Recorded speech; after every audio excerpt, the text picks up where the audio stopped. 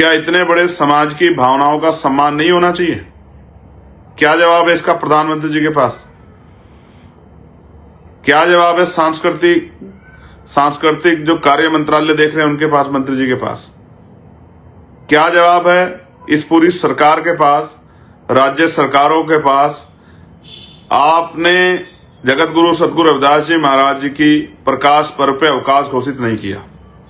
मैं ये पूछना चाहता हूं, कल उनकी पीढ़ियां जो हैं, जो उनकी आने वाली नस्लें हैं या जो उनके छोटे बच्चे हैं, वो अपने कल्चर को, अपनी सांस्कृतिक विरासत को जानना चाहते हैं, अपने धार्मिक स्थलों पे जाके जो है गुरु जी की जयंती मनाना चाहते हैं। हालांकि आपकी सरकार में नई परमिशन तो नहीं हो रही। सरकार ने अगर आने वाले दिनों में अगर इस पे फैसला नहीं लिया तो इसके परिणाम अच्छे नहीं होंगे। मैं सरकार को ये बताना चाहता हूं, इतनी बड़ी आबादी के जो महापुरुष हैं, जिनकी जयंती प्रकाश पर्व को वो लोग पूरी दुनिया में मनाते हैं, उसी दिन 1 तारीख को सरकार ने बजट का प्रस्तुतिकरण का कार्य जो है वो रखा है। और कई सरकारों ने पिछली बार मेरे आपत्ति करने के बाद, मेरे कड़े विरोध के बाद और मेरे धरना प्रदर्शन की कहने की घोषणा के बाद गुरुजी की जयंती पे प्रकाश पर्व के अवकाश की घोषणा की थी। उत्तराखंड, उत्तर प्रदेश उन्हीं में से जुड़े हुए राज्य हैं, दिल्ली। लेकिन इस बार केंद्र सरकार ने उसी दिन जो है बजट प्रस्तुतिकरण का कार्यक्रम रखा है। आप ये समझिए, क्या इतने बड़े समाज की भावनाओं का सम्मान नहीं होना चाहिए? क्या जवाब है इसका प्रधानमंत्री जी के पास? क्या जवाब है सांस्कृतिक जो कार्य मंत्रालय देख रहे हैं उनके पास, मंत्री जी के पास? क्या जवाब है इस पूरी सरकार के पास, राज्य सरकारों के पास? आपने जगत गुरु सतगुरु रविदास जी महाराज जी की प्रकाश पर्व पे अवकाश घोषित नहीं किया। मैं ये पूछना चाहता हूं, कल उनकी पीढ़ियां जो हैं, जो उनकी आने वाली नस्लें हैं या जो उनके छोटे बच्चे हैं, वो अपने कल्चर को, अपनी सांस्कृतिक विरासत को जानना चाहते हैं, अपने धार्मिक स्थलों पे जाके जो है गुरुजी की जयंती मनाना चाहते हैं। हालांकि आपकी सरकार में नई परमिशन तो नहीं हो रही।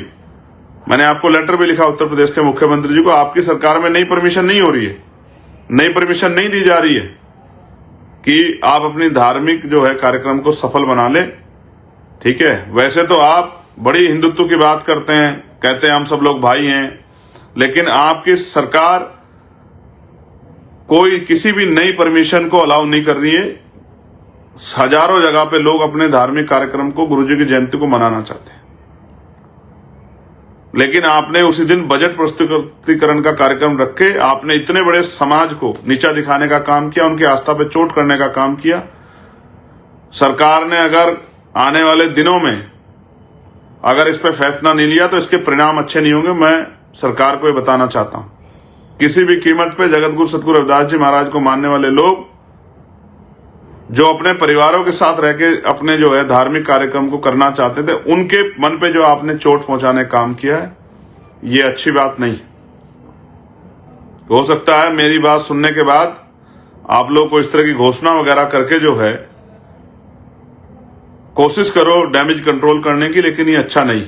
मैं आपको चेतावनी के तौर पे कहना चाहता हूं कि आपके द्वारा जिस तरह से इतने बड़े समाज के मान सम्मान पे ये जो अपराध करने का काम आपने किया, उनको अपमानित करने का काम किया, ये हमारा समाज भूलेगा नहीं। ये कमजोर वर्गों में जो सतगुरु रविदास जी महाराज में आस्था रखते हैं। प्रधानमंत्री जाते हैं बनारस माथा टेकने के लिए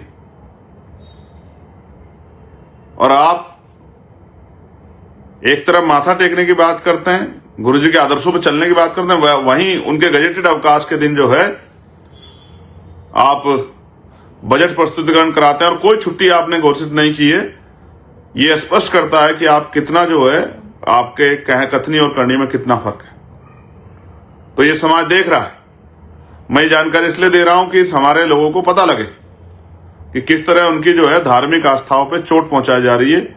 इस देश में जिनका राजकाज नहीं होता, उनकी धार्मिक आस्थाओं का कोई मतलब नहीं बनता। ये बात बहुत समझने की बात है हमारे लोगों के लिए, और मैं अपने समाज के बीच में जा जाके बताऊंगा, इस बहुजन समाज के बीच में, किस तरह जो है सतगुरु रविदास जी महाराज की जयंती पे इस सरकार ने हमारे इतने बड़े समाज के मान सम्मान को ठेस पहुंचाने का काम किया। मैं आपसे भी अपील करता हूं जहां आप लोग उस तरह कार्यक्रम करें, नशे से दूर रहें। और ये जो इधर नृत्य कार्यक्रम आप लोग करके जो है, ये तो एक तरह का कार्यक्रम करना नहीं हुआ, महापुरुषों को धोखा देना हुआ। आपको चाहिए कि आप विचार गोष्ठी रखें, उनके विचारों को अपने बच्चों तक पहुंचाएं, अंधविश्वास पाखंडवाद को खत्म करके जो है मानवतावादी राज और मानवतावादी बेगमपुरा राज, ऐसा चाहूं राज में जहां मिले सबन्नु अन्न और छोट बड़े सब संबसे रविदास रहे प्रसन्न। इस बात को अपने मन में धारण करके आपको मानवता की बात करते हुए अपने बच्चों को, अपने अड़ोसी पड़ोसी को, अपने जो सामाजिक रूप से जो लोग इकट्ठा होते हैं, सब लोगों को ये संदेश देना चाहिए कि हमें जगत गुरु सतगुरु रविदास जी महाराज के रास्ते पे चलना चाहिए और इस देश को बेगमपुरा राष्ट्रीय जो बने। बेगमपुरा का मतलब बिना गम का राज, बेगम, बिना गम का राज। किसी की जिंदगी में वो किसी भी जाति धर्म का कोई गम ना रहे, इस तरह के राज की कल्पना जो रविदास जी महाराज कर गए, उस पर हमें काम करना चाहिए।